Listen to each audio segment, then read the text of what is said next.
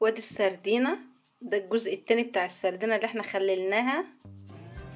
هبتدي كده افتح السردينة قدامكم.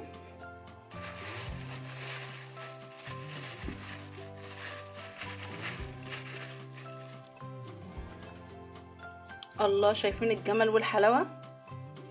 انا مرضيش هنزل الجزء الاولاني، قلت عشان انزل لكم الجزء التاني مع السردينة. مش قادرة اوصف لكم.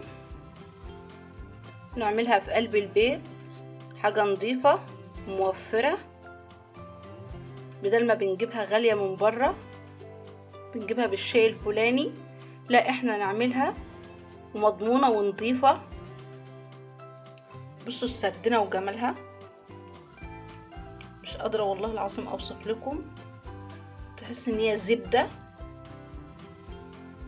انا سبتها 10 ايام عشان احنا في جو الصيف.